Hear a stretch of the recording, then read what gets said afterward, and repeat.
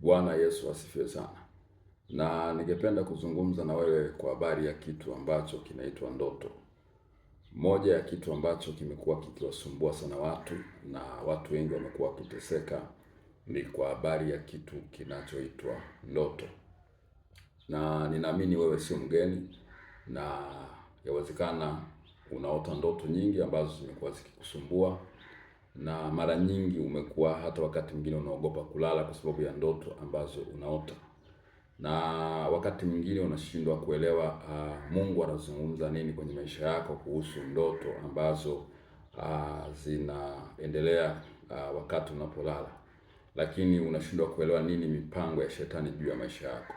Kwa hiyo leo nitajaribu kuzungumza kwa kidogo kwa habari ya kitu kinachoitwa ndoto, na nitakuwa na vipengele 9 ambavyo vinaeleza juu ya habari ya kitu kinachoitwa ndoto. Bwana Yesu asifiwe sana. Ninajua kuna watumishi wengi wamefundisha kwa habari ya ndoto, lakini namuomba Roho Mtakatifu anipe neema ya kuweza kuzungumza na wewe kwa wepesi kabisa ili uweze kulielewa, na naamini ukinielewa basi itakuwa rahisi kwenye maisha yako. Bwana Yesu asifiwe sana. Na sina mashaka kwamba wewe hauelewi kwamba ndoto ni jambo la kibibilia au ni jambo ambalo lipo kibibilia. Sina mashaka ya hilo. Na kama kuna mashaka ndani yako juu ya ndoto, nataka nikwambie ndoto ni jambo halisi na ni jambo ambalo lipo kibibilia na unapaswa kulifuatilia sana. Watu wengi wamekwepa kufuatilia kitu kinachoitwa ndoto, na matokeo yake wameishi katika maisha ya kushindwa. Niseme, kama una mpango wa kwenda mbinguni na unataka kwenda mbinguni na unajitahidi kufuatilia habari za mbinguni au kufanya ya kupasayo ili uweze kwenda mbinguni, ni vizuri sana ukajifunza vitu ambavyo au ukajifunza habari za ulimwengu wa roho. Bwana Yesu asifiwe sana. Kwa sababu ulimwengu wa roho ni muhimu sana, kwa sababu ulimwengu wa roho ndio unaozalisha ulimwengu wa mwili. Na mbinguni sio duniani, na mbinguni ni katika ulimwengu wa roho. Bwana Yesu asifiwe sana. Tutakapokwenda mbinguni hatutaishi mwili, na kama tutaishi mwili tutaishi katika mwili mpya na sio mwili huu. Na tutakapokwenda mbinguni kitakachoishi ni roho na sio mwili. Bwana Yesu asifiwe sana. Kwa hiyo ni vizuri sana ukafuatilia habari za mambo ya rohoni na kuweza kuzifahamu, na zitakusaidia sana kwenye maisha yako siku zote ambazo unaishi hapa duniani. Watu wamekwepa majukumu yao, au watu wamekwepa kuweka jitihada kwa habari ya mambo ya kiroho, wakifikiri kwamba wanapojifunza mambo ya kiroho ni kama mambo ambayo hayapo. Lakini nataka nikuambie ni mambo ambayo yapo, na ulimwengu halisi wa kiroho upo, na wale wanaota ndoto ni kweli kabisa, ndoto zipo. Bwana Yesu asifiwe sana. Labda ningependa kusoma neno la Mungu kama utangulizi tu wa kwanza, ili upate kuelewa kwamba hili jambo ni la kibibilia, kutoka Ayubu 33 mstari ule wa 14 na ule wa 16. Bwana Yesu asifiwe sana. Haleluya, haleluya. Ningependa kusoma neno la Mungu kutoka Ayubu 33 mstari wa 14 mpaka ule wa 16. Na maneno ya Mungu anasema, kwa kuwa Mungu hunena mara moja, naam hata mara ya pili, ajapokuwa mtu hajali. Katika ndoto, katika maono ya usiku, usingizi mzito umjapo mtu katika usingizi kitandani, ndipo huyafunua masikio ya watu na kuyatia muhuri mafundisho yao. Bwana Yesu asifiwe sana. Mungu hunena na mtu mara ya kwanza, na asipojali Mungu hunena tena mara ya pili. Lakini unena wakati gani? Unena wakati mtu huyo yupo katika kitanda, katika usingizi mzito, ndo Mungu anakuja anafunua mambo ya ulimwengu wa roho ndani yake. Bwana Yesu asifiwe sana. Kwa hiyo bila shaka na kuondoa wasiwasi ambao ulikuwa nao, nataka kusema kwamba ndoto ni jambo la kibibilia, na ndoto ni njia mojawapo ambayo Mungu huitumia kuzungumza na watu wake. Nasema ndoto ni njia mojawapo ambayo Mungu hutumia kuzungumza na watu wake ambao wanaishi katika mwili, katika damu na nyama. Bwana Yesu asifiwe sana. Haleluya, haleluya. Labda niseme kitu hiki kinaweza kukusaidia sana. Mungu yeye ni roho. Mungu yeye hana mwili, lakini Mungu yeye anaweza kuingia ndani ya mwili wa mtu. Bwana Yesu asifiwe, na akafanya kile ambacho anapaswa kufanya. Mwanadamu ana vitu vitatu. Mwanadamu ana nafsi, ana mwili na ana roho, au mwanadamu ana mwili, ana nafsi na roho. Bwana Yesu asifiwe sana. Na mtu yoyote ambaye anataka kuwasiliana na Mungu lazima awe roho, kwa sababu Mungu hana namna yoyote anaweza kuwasiliana na mwili isipokuwa roho kwa roho. Kwa hiyo ili aweze kuwasiliana na mtu lazima aje kwa njia ya roho, na ili wewe uweze kuwasiliana na Mungu lazima uende kwa njia ya roho. Bwana Yesu asifiwe sana. Sasa mtu anapolala wakati wa usiku, kinachokuwa hai, kinachofanya kazi ni roho ya mtu na sio mwili wa mtu. Mtu anaposhinda mchana akiwa hai na nyama, kinachokuwa hai zaidi ni mwili wa mtu na sio roho ya mtu. Haleluya, haleluya. Mwili unakuwa active zaidi kuliko roho ya mtu, lakini usiku unapokuwa katika usingizi mzito, kinachokuwa active ni roho yako. Kwa hiyo roho inaweza ikafanya chochote, inaweza ikafanya mawasiliano kati ya roho kwa roho. Aidha inaweza kufanya mawasiliano na Mungu, au inaweza kufanya mawasiliano na shetani, au inaweza kufanya mawasiliano na viumbe vile vya rohoni. Bwana Yesu asifiwe sana. Kwa hiyo Mungu aliweka usiku ili apate fursa ya kuzungumza na watu ambao anataka kuzungumza nao. Mungu aliweka fursa usiku ya watu kulala ili roho ya mtu iweze kwenda kuzungumza na Mungu. Bwana Yesu asifiwe sana. Kwa hiyo ndoto ni jambo halisi kabisa. Ndoto ni jambo halisi kabisa kwenye maisha ya mtu. Ndoto ni jambo halisi kwenye maisha ya mtu, na ndoto Mungu anazitumia kwa ajili ya kuzungumza na watu wake. Bwana Yesu asifiwe sana. Haleluya, haleluya. Naomba unifuatilize katika mfululizo huu wa masomo yangu 9 yanayozungumza kwa habari ya ndoto. Na hili ni somo langu la kwanza ambalo nataka nijenge msingi kidogo ambao utaweza kukusaidia wewe kuweza kufika kule Mungu anakotaka wewe ufike. Bwana Yesu asifiwe sana. Haleluya, haleluya. Na kwa nini ndoto humjia mtu? Kwa nini ndoto humjia mtu? Ndoto humjia mtu. Kwa nini ndoto humjia mtu? Ndoto humjia mtu kwa maana ya kwamba ni kama kuyafunua maisha yaliyopita, maisha ya sasa na maisha ya baadaye, au kuyaeleza maisha ya rohoni yaliyopita, au maisha ya sasa au maisha ya baadaye. Kwa hiyo ndoto zinapokuja kwa mtu zinakuwa na madhumuni matatu. Aidha ndoto hizo zinazokuja kwa mtu, au ndoto hiyo ambayo wewe unaweza kuwa umeiota, inaweza ikawa inafunua au inataka kueleza habari, au inaeleza habari za mambo yaliyopita, au inaeleza habari za mambo yaliyopo sasa, nini kinachoendelea, au inataka kukuelezea habari za mambo ambayo yanakuja baadaye. Kwa hiyo Mungu anaweza kuwa anaeleza jambo yamkini, au jambo ambalo linakushika, ambalo yamkini ni miaka 100 au 200 ambayo ilikwisha kupita huko nyuma, au mambo ambayo sasa yanakuzunguka ambayo yanaendelea katika maisha yako, au baadaye kuna mambo ambayo yanakuja. Kwa hiyo Mungu anajaribu kuzungumza na wewe ili wewe uweze kukaa mkao wa kuweza kukabiliana au kupambana au kujua nini kinachoendelea. Bwana Yesu asifiwe sana. Kwa hiyo ndoto zinakuja kwa madhumuni matatu. Mungu asifiwe sana. Na niseme kuna ndoto za aina tatu. Kuna ndoto za aina tatu. Kuna wengine wanasema ndoto zinatoka mahali pamoja tu, yani kwa Mungu. Mimi nataka kusema hapana. Ndoto zina aina kuna aina tatu za ndoto. Kuna ndoto ambazo zinatoka kwa Mungu, lakini kuna ndoto ambazo zinatoka kwa shetani, lakini kuna ndoto ambazo zinatoka kwako binafsi. Bwana Yesu asifiwe sana. Ningekuwa na nafasi zaidi ningeweza kueleza habari ya ndoto ambazo zinatoka kwenye nafsi ya mtu na ndoto ambazo zinatoka kwenye mwili wa mtu, lakini ndoto ambazo zinatoka kwenye roho ya mtu. Bwana Yesu asifiwe sana. Lakini ndoto zinatoka kwa Mungu, na kuna ndoto ambazo zinatoka kwenye nafsi, zinatoka kwa shetani, na kuna ndoto ambazo zinatoka kwa mtu binafsi. Bwana Yesu asifiwe sana. Lakini kitu cha ajabu na cha kushangaza sana, ndoto haziji kwa mtu kwa maana huyo mtu yuko kiroho sana.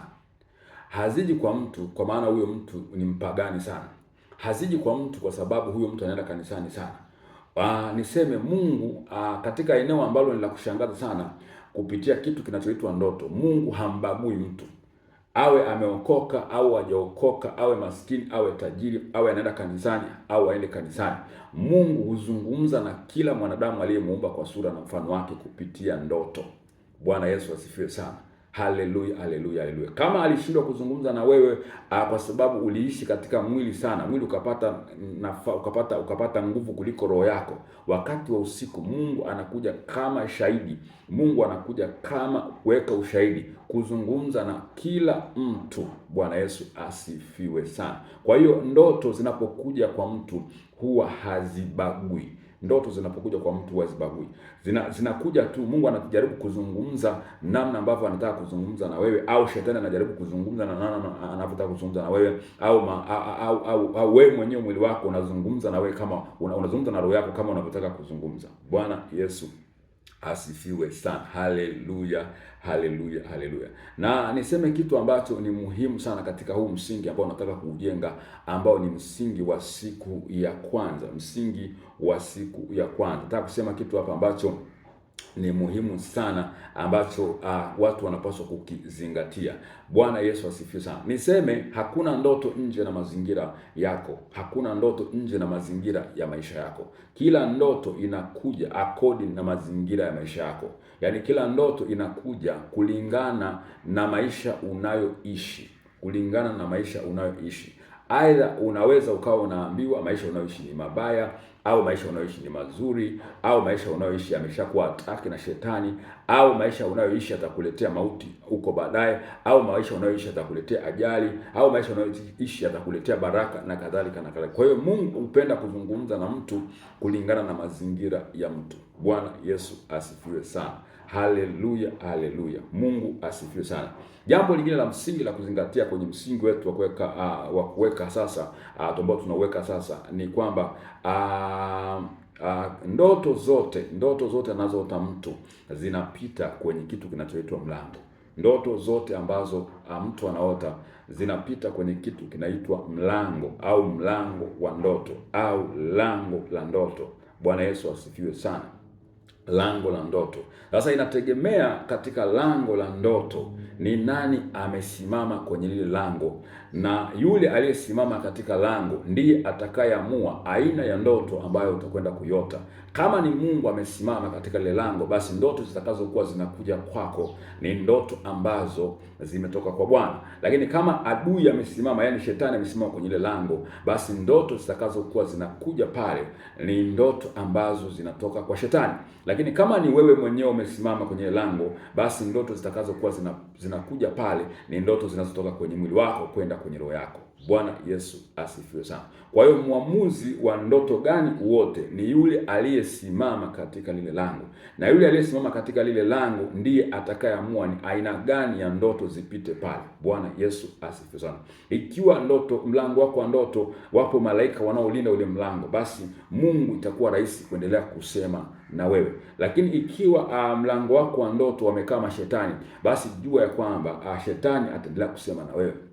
Lakini ikiwa ni wewe mwenyewe, basi jua wewe mwenyewe mwili wako utakuwa unazungumza na wewe. Bwana Yesu asifiwe sana.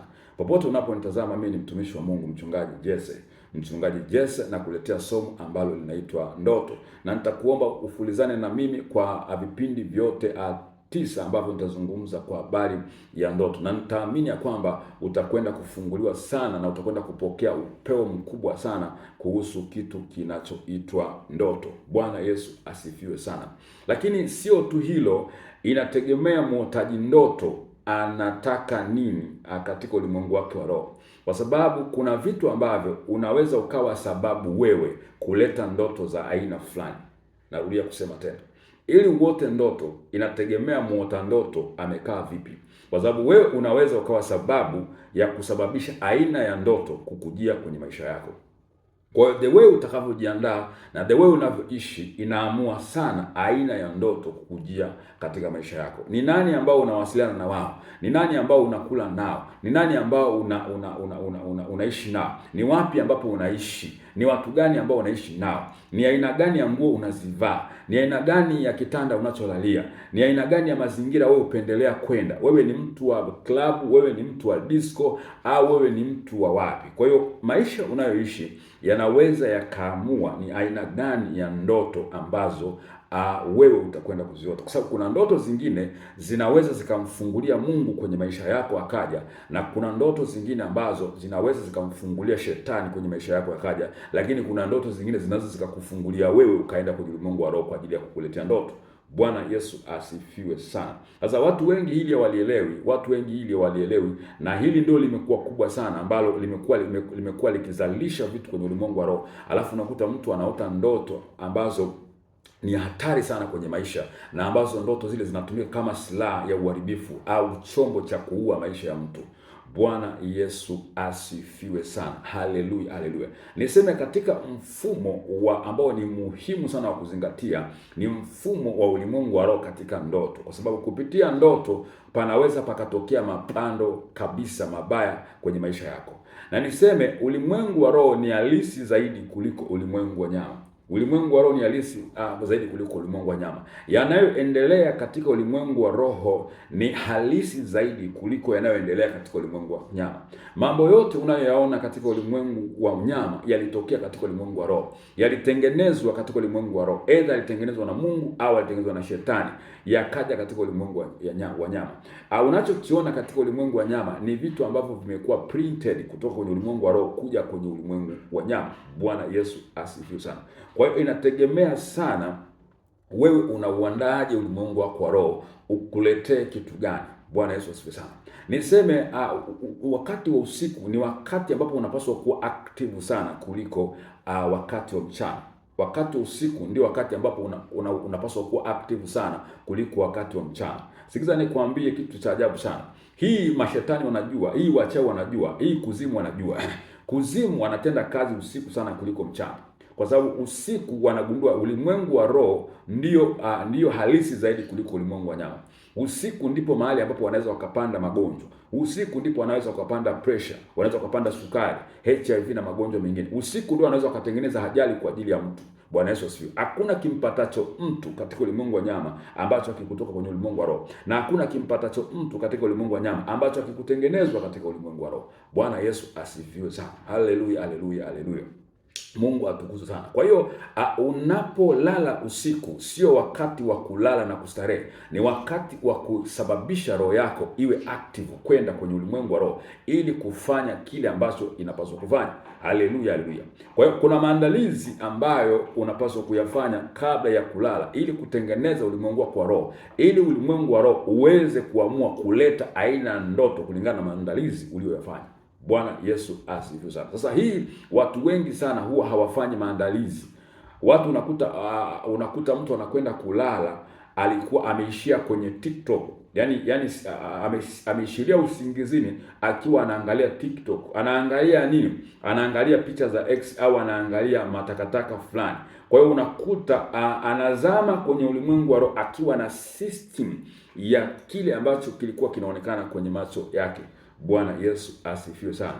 Au unakuta mtu anaishilia usingizini akiwa anagombana na mke wake, au akiwa anagombana na mume wake, au akiwa anagombana na watu fulani, au anaishia usingizini akiwa anasikiliza nyimbo ambazo hazipo, au anaishia usingizini akiwa anaangalia TV, vitu ambavyo havipo katika ulimwengu wa nyama, havipo katika ulimwengu wa roho, ambavyo ni vibaya katika ulimwengu wa roho na ulimwengu wa nyama. Matokeo yake vile vitu vinakuwa ni sababu ya kumpeleka huyu mtu katika ulimwengu wa roho na kuanza kumconnect na vitu vinavyofanana na vile alivyokuwa anaviangalia.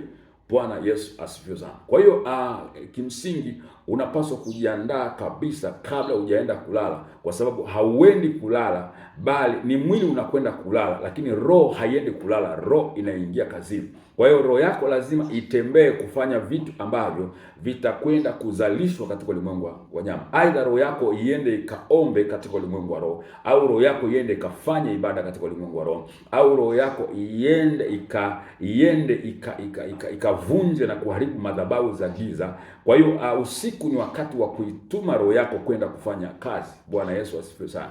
Haleluya, haleluya. Ili ni watu wachache sana wananielewa. Watu wanafikiri kwa sababu usiku upo wanalala tu.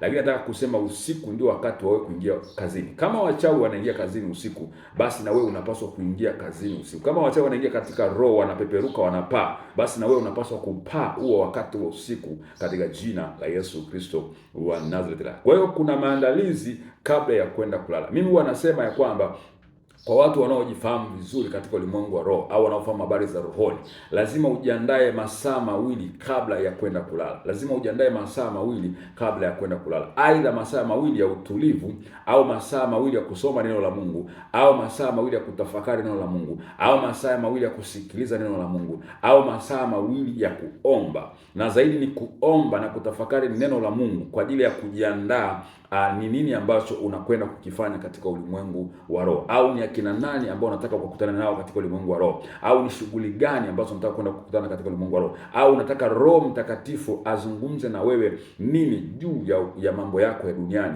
azungumze nini juu ya biashara yako, au unataka kujua nini juu ya ndugu yako, au unataka kujua nini juu ya afya yako, au unataka kujua nini juu ya kazi yako. Kwa hiyo ni wakati ambao wewe unapaswa kuwa una maandalizi ya kuweza kuingia kwenye ulimwengu wa roho, ili kuleta athari kwenye ulimwengu wa roho na kubadilisha ulimwengu wa roho. Usikuletee mabaya, au usikufanyie mabaya, au usikukutanishe na mabaya, au usikutende mabaya, au pasiwepo na mapando mabaya yatakayopandwa ndani yako. Bwana Yesu asifiwe sana. Naamini mpaka hapo Mungu ni mwema, na ninaamini katika hii sehemu ya kwanza umebarikiwa sana, na ninaamini ya kwamba Mungu ataendelea kufanya zaidi na zaidi juu ya maisha yako. Kwa hiyo tutaendelea tena sehemu nyingine ya pili ya somo letu linaloitwa ndoto. Bwana Yesu asifiwe sana. Haleluya, haleluya. Jina la Bwana libarikiwe. Ni mimi mtumishi wa Mungu mchungaji Jesse Samuel Kimara. Kwa kuweza kunifuatilia na kuweza kupata msaada wa kutafsiriwa ndoto, au kupata msaada wa kuombewa kwa habari ya ndoto ambazo umepitia, au kupata msaada wa kufunguliwa kwenye vifungo vya ndoto, unaweza ukanipigia kwa namba yangu ya 0742663013, 0742663013, 0742663013. Bwana akubariki na Mungu akulinde. Tupatane tena kipindi kingine cha pili kati ya vipindi vile 9 ambavyo nitakwenda kufundisha kwa habari ya kitu kinachoitwa ndoto. Bwana Yesu asifiwe sana. Kubarikiwe na Bwana.